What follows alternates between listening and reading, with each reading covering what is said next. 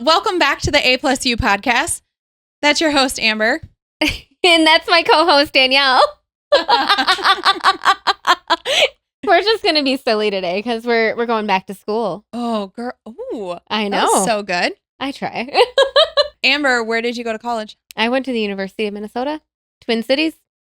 Ooh. Mm-hmm. Look at you, big fancy school. I really enjoyed my time there. I bet you did. I believe that. Where'd you go? I went to River Falls, University of Wisconsin, River Falls. Oh, see, we were close. We just didn't know it. We were really close. But small school. Yeah. Smaller. Like my school is not small. The whole town of River Falls is probably less than the student population at the U. Yes, but it has grown significantly at the U in the last several years from when I was there. That was many it was moons only a ago. couple years ago. Totally, a couple years ago. How'd you know? Yeah. Right? You're a new grad. Yeah, totally. Well, sort of. I'm a new grad for my MBA, so I mean, technically. You're But that was a different school. You're funny. So with Back to School, we have a special guest from one of our campus locations because it's important to have an expert on, maybe talk about some other back to school things a little closer to the subject than maybe we are at some point. But our guest today is Morgan. And Morgan, I did not ask how to say your last name prior to this, and I'm going to butcher it. That's all right. I usually ask people, like, how do you say it? So that's perfect. I'm going to go, I'm going to go Wuebker. You got it. Yeah. Way to not overthink it. That's exactly right. Wow. My maiden name started with a W. Yeah, perfect. Yeah. Oh, that was impressive. It's those W last names. I was like, Wuebker. Nope. I was like, nope. I don't think the U has a sound. I'm going to go with it. Nope, not this time. So people always try to pronounce it that, but no, it's pretty easy. So I love it. Well, thank you for being here. Thanks for having me. Happy to be here. Introduce yourself and maybe tell us a little bit about you. Yeah. So I am Morgan Wuebker from Affinity in Mankato. Work at the MSU, Minnesota State University Mankato location, along with our main location down there. Been with Affinity 6.5 years coming up on. So member consultant, do a little bit of everything, help members, advise them, give them loans, accounts, all that good stuff. So welcome students to campus. Yes. Yeah. Yep. Students are a big one. That's going to be ramping up here soon. And it's going to be nice to see kids on campus again after kind of a quiet summer. So it's going to be a lot of fun. So there are, I guess it's worth mentioning, we have how many? 7 university type branches. So Mankato, Bemidji. Let's see if I can name them. All right, go for it. Mankato, Bemidji, Moorhead, and then Duluth, but it's like the Superior Superior College. College. Hang on, Winona State. Yep. Oh, there's two more. Okay, hang on. St. Cloud. Yep. Oh, one more. Where are we? Oh, well, the U. The university branch. Yeah. Easiest one for last. Perfect. We're literally in the branch. That's why I forgot it, because I don't think of it as a campus branch, but it is. It is. And just like even Duluth, outside of Lake Superior College, our Duluth community branch does a lot with UMD. So we like to consider that like an honorary campus branch. Yeah. Yeah. That was really good. I'm impressed. I sometimes can't name all 7. I got you. Calling her next time. I was going to say, I was going to look it up before I came here, but I forgot. So I'm glad you did it instead of me. So I am up for the challenge today. Not tomorrow. Don't ask her tomorrow. No, that's all right. I'm going to send her a chat. Yeah. So, Morgan, I guess why is it important to have a campus branch? Like, what is the benefit of having, our branches so close to campus and so accessible for these students? Well, a lot of times it's especially freshmen coming in. They don't have cars on campus. Or in the case of MSU, we have a large international student population. And they get right off the plane and they go through orientation. Then the classes start that next week.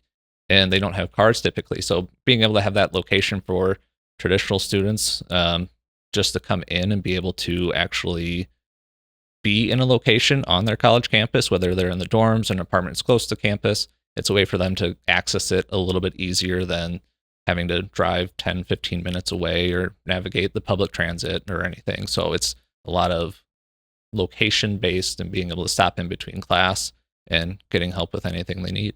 And during welcome, I call it welcome week because that's what it is at the University of Minnesota. Is that what it is at MSU as well? Yeah, it's like welcome weekend or something. It's always a turnaround on welcome and everything. So and welcoming all incoming freshmen, transfer students, international students, everyone kind of just coming in all at once.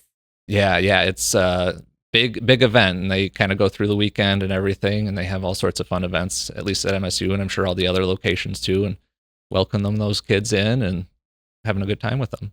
Young adults. Kids, I know. It's a whole mind shift change. I'll get it out. It's okay. Yeah. Mindset. That's it. Not mind shift. Mindset.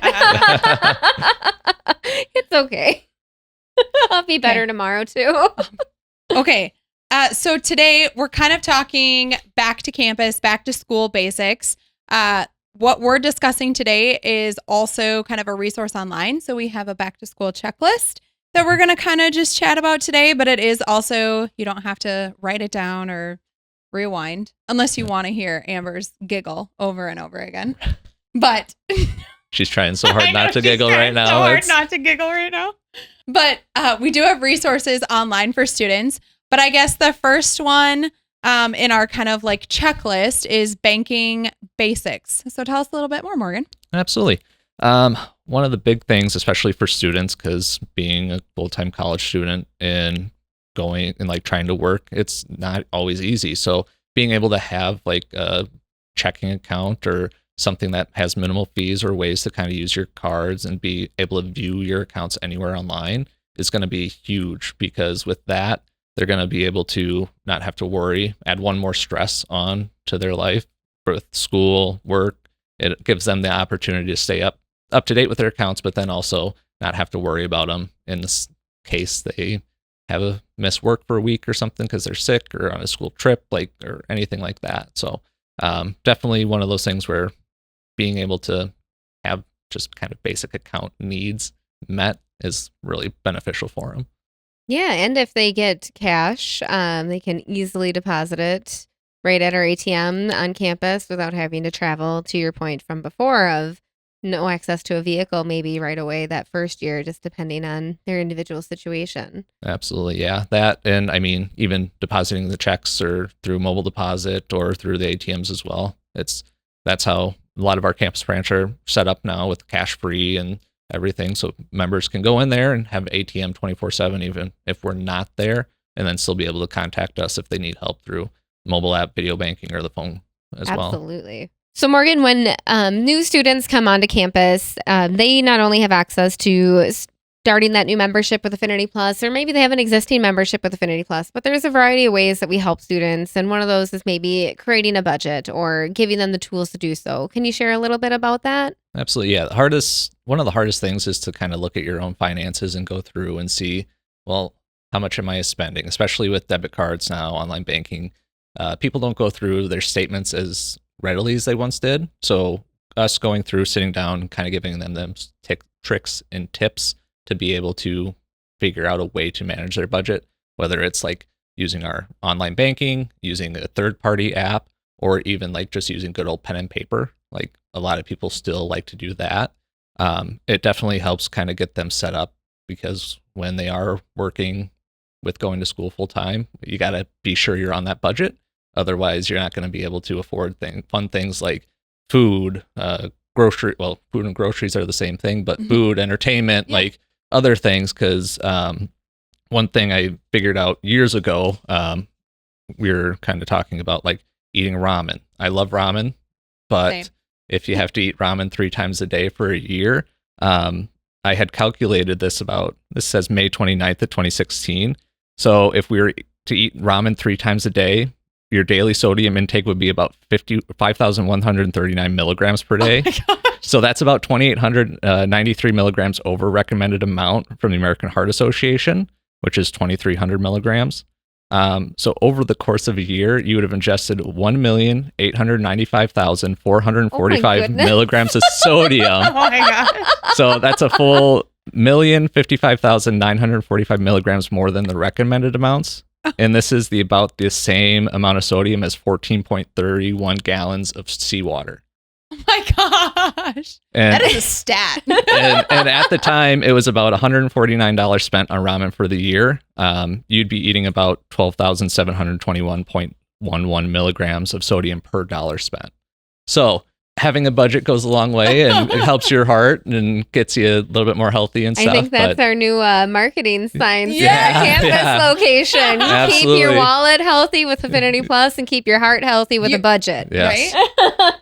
keep your heart and wallet Yeah. healthy. Oh my goodness. Again, I say I love ramen. I got my daughter onto ramen. My wife loves ramen, so it's not. Yeah, it's Not a knock still on the close to my ramen. heart. Yeah, Yeah. but Well, and we're talking like the packs of ramen from the grocery store, the not like 99-cent ramen pack, at the. not the Yes. fancy Yes, like at home restaurants. fresh. Yeah. Yeah, this instant ramen and everything. Yeah. Well, and I guess, you think students, right? This is the first time that they're kind of on their own, right? Maybe Mhm. not, but Oh, yeah. for probably maybe the majority, it's safe to assume the first time that Mhm. they're on their own, the first time that they're looking at their online banking or they're dealing with having their own account or, there's a million different scenarios. But this is the first time that they're kind of taking control of that piece of their life potentially. And it's good to understand like where to start. And like we've heard before from other member advisors that have been on here, like your budget is kind of your foundation, Mhm. right? Mhm. And I think to quote Tony, if you're not budgeting, you're guessing. Exactly. Yeah. And the nice thing is, too, the budget can change. It's not something set in stone. I'm sure everyone else has said that, too, because if you just stick to it, try to rigidly say according to the budget, well, for one, you're not going to have fun. And two, it's going to feel like a chore when it should just feel kind of fun and be like, okay, what do I get to do with my money? Do I get to save this month? Do I have to have a big expense? And it's just kind of a way to kind of see where you can put your money to work. I think about my college days, just a couple of years ago. And Absolutely. yeah, shout out to my dad. I got an allowance of $50 every 2 weeks from my dad. That is what I lived off of. Wow. I was also an RA, so I got like a small stipend, Nice. Okay. but like $50 every 2 weeks. Yeah. There you Best of luck, Danielle. go. And that is how I got through college. I worked full time. I was an RA. I worked full time too. Yeah. I worked at a gas station. Look at you. It was great. Yeah, I had a bunch I ate of a lot of jobs. ramen there. Yeah. Oh, I know I shouldn't have. Right. Wait, you're still It's- here. Well, I should go to the doctor and get a checkup. I was gonna say, yeah. That was like years ago. So it's like, I know for me, my diet was awful. So it's like, Yes. it's exactly. We it's all grow in the out past. of it. It's okay. It's all in the past. Yeah. Well, so, one of the things I guess you do in a budget is savings. So I will say number 3, kind of like on our student checklist, is like building savings habits. So how do you kind of incorporate that into your budget, and what's the easiest way or the best way to do that, I guess? So easiest way that I always recommend student members in general, if you're working and have direct deposit, get your savings account number and just put a certain amount in there each month, whether it's half, $50, whatever. Just put something in there right away, because when you get that direct deposit, it's not like don't have to get over that barrier to be able to transfer in yourself. You can do that either through the direct deposit, or you can even set it up through like the online banking to be able to transfer it over. But another cool thing that we have, at least, is the stash your cash with the debit card. So I always think of it like digital pocket change. Like if you use your debit card for purchases, you're going to just pay the exact amount. But with stash your cash, that's going to round it up, and it's going to put it in the difference into your savings account or whatever account you want, and be able to save up money that way and everything like that. So definitely good. It's like paying with a bill instead, but actually a debit card. So I wrote that down. Digital pocket change. perfect. Brilliant. Well, Appreciate and that. you can do it into the Wincentive account too. Yeah. If you have your money go into the stash your cash go into the incentive and potentially use that to win more money and have a savings that you can't touch. That's my other trick too. I love it. Tell me more. Yeah. Tell me more. Yeah. So I always, my wife and I have ours set up. We have ours set up in November. And essentially with that, we use them for gifts in the holiday times and things like that. So smart.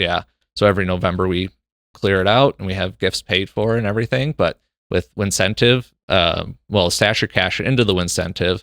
You need to get $25 for the Wincentive to have an entry into the drawing.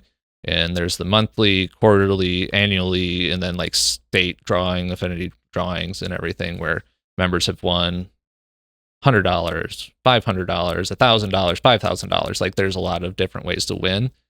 But with the stash your cash connected to that, that's going to build up those $25 in those small increments. And it doesn't matter how you get to the 25, but you're going to get to that 25 when you use your debit card for purchases. And it's just a way to make sure you're saving, but also keeping yourself a little bit honest. There's a little friction there if you want to try to withdraw with the fee, but we always try to make sure that it's money you don't need, because why fee you if we don't have to?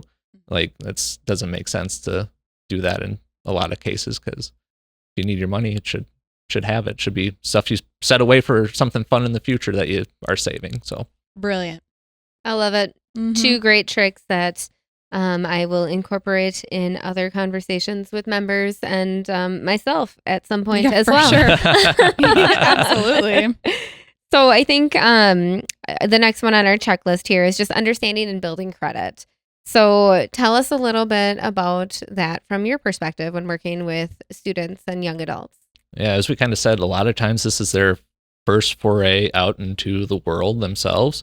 What they might do is they might be an authorized user on like a parent's credit card where they're starting to build credit that way. But eventually it's time for kind of them to get on their own and get their own card. So we get started with the Premier Classic card, which is our kind of starter card where we can start with $500 balances and go up from there. And it's a really good opportunity to talk to them on how the credit card works and kind of dive into other cards or other loans, especially like if they're looking for a technology loan, we offer those for students. Student loans through Student Choice, we offer those as well. But then also just kind of auto loans and kind of those other fun loans when they start getting a little bit farther through college or even after college. Because a lot of kids that I talk to or students that I talk to, they always mention like, hey, I want to buy a house in the future. And like, well, this is the perfect time to start. And if they come in and say, well, I don't have any credit, it's like, well, you're a perfect building block. It's a blank slate.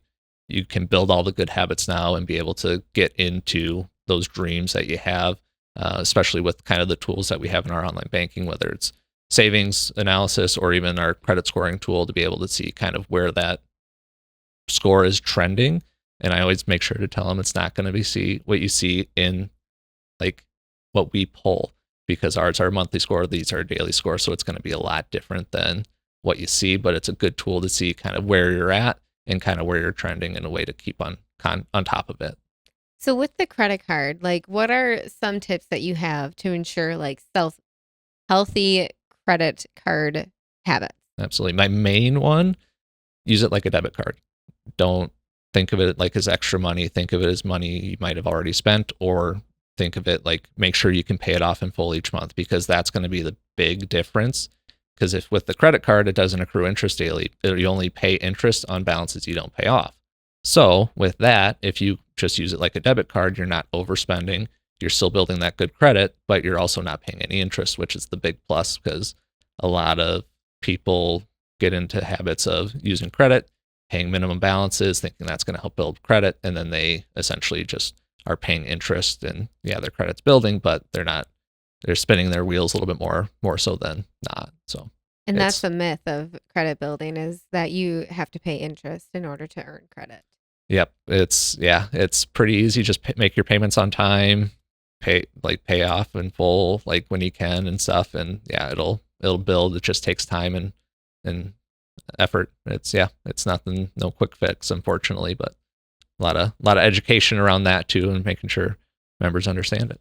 Mm-hmm, absolutely. Well, and they're starting, like you said, potentially from nothing, right? Mm-hmm. Or potentially from like ground zero. So it's really all about like educating and making sure they understand like that full credit picture, how to build it, how to maintain it, all of that. Right? Mhm. So Absolutely. so we talked about our budget, we talked about savings, and the next item on our list is kind of building an emergency plan. I'm assuming most of the students that we're chatting with, they're in a position where if they don't go to work, they don't get paid. Mhm. Or so in that case, they need to rely on kind of an emergency fund or some extra savings, I guess. I tend to mark it so I know what I'm spending my money on. That's my nice little piece is I will label it something of like don't touch and Like Yeah. emergency. Yeah. I see plenty of do not touch accounts and Mhm. everything Yeah. and emergency funds. And So can you explain, I guess, maybe a little bit why like an emergency fund, I guess, is different from just a traditional like savings? absolutely. Yeah. And the big thing is it's not too much different. The big thing is the emergency is kind of when things go wrong. A car breaks down and you need to get a new tire, you need to fix the engine, anything like that. I mean, it's a big expense. And if you don't have that in your budget, like obviously it's tough, but if you can build your budget around where building an emergency fund and being able to put those dollars away for just in case, that's going to help you in the long run because life throws a lot of weird stuff at us. As we I were mean, you could lose a book, and those are like they're expensive. hundreds of Yeah. dollars. Yeah. Yeah. I mean, that's not something I guess you traditionally budget for, like losing, you know. Yeah, losing the rented textbook or anything like that. Computer Losing a- computer breaking Yeah. or Right. like, and I know some colleges they're being able to have that Mhm. be able not as stressful of a moment. It's like yeah, it's still going to be stressful, but if you have the emergency fund to be able to save for that and use that money to kind of get yourself out of this tough spot, that's going to put you way better in the long run.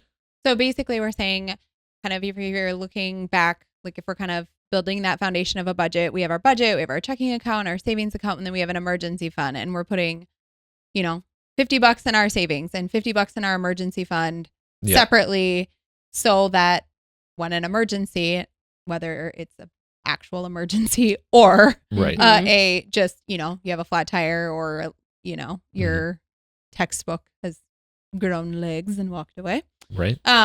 You're able to take that money out and it's not really affecting the rest of your budget. Yeah. Yep. It's already pre-planned for, and it's when the red lights go off because I mean it's typically recommended 3 to 6 months worth, and obviously if you're in a dorm, your room and board's kind of paid for, but when you have an apartment, Sure. it makes it a little bit more pressing to have that kind of saved up just to be able to. But obviously, savings is tough, so Yeah, it's just that's a a matter good of point. taking the time to sit down and do it, and maybe scaling back on some of the fun things that you do just to be able to kind of have that peace of mind. And we have ways to help keep it safe so you don't accidentally transfer it out on the weekend or something events coming into town or something and you transfer it out and use it for the wrong kind of emergency. But yeah, we have a lot of ways to help with that, and yeah, just give you that peace of mind. So I know we've talked a lot about new students coming into campus, but what about returning students? What do we do with students who are maybe they're juniors in college? Anything different? Start talking to them about kind of life outside of college, because obviously a lot of us went to college and graduated and moved on and got the career and everything, and a lot of times there's a lot of what if questions. I know Coachy he was on recently, and I've been watching it in the branches, and him talking about the match. Like definitely go get that match because you're getting free money from your employer. So that's one of the big things. It's like, hey, be aware of that for at least your future retirement, but also don't really change your life too much. Don't keep up with the Joneses, anything like that, because that's gonna really affect the budget too. And if you're not doing as much as you can, then you're going to be a little bit more comfortable with your finances and stuff. But big thing is making sure, obviously, cost of tuition goes up pretty consistently. Is just making sure everything's staying up to date there, not taking a lot of unneeded loans. I know I had a lot of friends in college who took a lot of unneeded loans, and that's going to raise your total cost of college up a little bit more and especially with the interest after. So a lot of it's just making sure you kind of know what you're doing and pay attention to the future and actually start planning, because once out of college, it's kind of a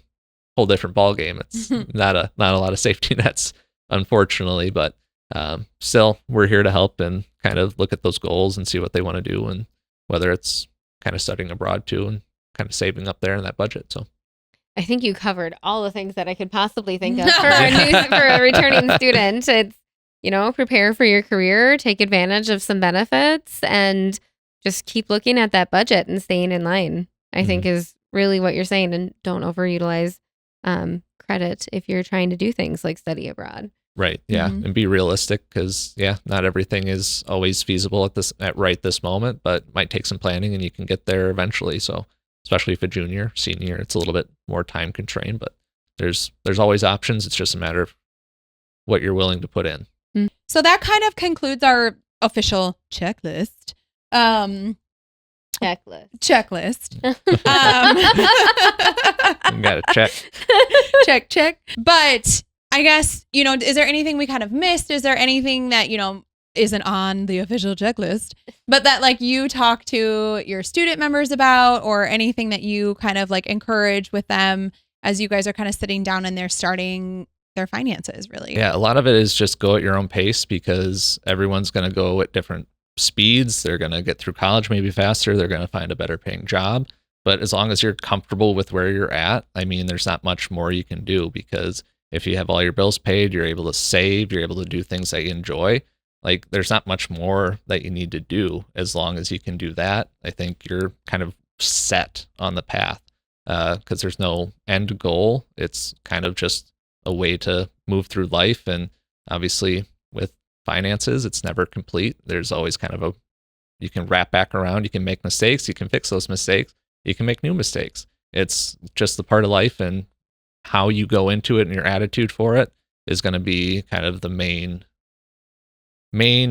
like success story for it. If you are happy, hey, I'm happy. You don't have to get a $10,000 car loan if you don't want. If you want 5, hey, I'll give you 5.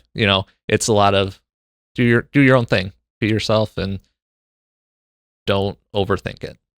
I love that you said that, because one thing like Tony said when he was on is that your budget is based off of you as an individual and your values at that moment, and they can change over time. I feel like you said the exact same in different words today. Well, and you have to remember too, like, maybe you're Danielle and you get $50 every 2 weeks, but somebody else like works 6 nights a week, at their job. And so their budget, their life, like everything's going to be different. Yep. And so it's not one size fits all, which I think is like a reoccurring theme. Like, we keep coming back to that, but not everybody's the same, not all one size fits all. And so you really do have to go at your own pace. Yeah. And you set that pace. Like, you don't have to if anybody else set it for you. Right. Yeah. Like the big thing is homeownership, and like some people get in at the right time. Some people have to wait for rates to drop, prices to drop, because everything's kind of crazy right now. So it's just a matter of doing your own thing and making sure you're good with yourself instead of like comparing yourself. Because what do they say? Comparison is the thief of joy. So yeah, good to write that one down. No kidding. Jot it down, Danielle. Send it to me later. It's a famous quote. I can't remember who it was, but it's out there. So it's someone a lot smarter than me who said it, and a lot older, most likely dead. So details, Morgan. Yes, details. Well, Morgan, thanks so much for coming to the university branch from your university branch. Absolutely. Making the trip over and sitting down and just kind of talking through like, what students need to do to kind of be successful at school and get on track with their finances during the school year. So we appreciate you coming over. Yeah. Thanks over, for having under, me. top? Up, over. Yeah. Kind of northeast. So. And in just a couple days here, students can see you on campus in Mankato. Absolutely. Always there a couple days a week and all that fun stuff, and kind of switch out with one of my other coworkers, but always happy to see the kids on campus and kind of help them out and answer any questions. Keeps it fresh. Absolutely. Awesome. Well, we loved having you here today. Make sure you subscribe wherever you get your podcasts, and we'll catch you on the next episode of A+U. Affinity Plus is federally insured by the NCUA.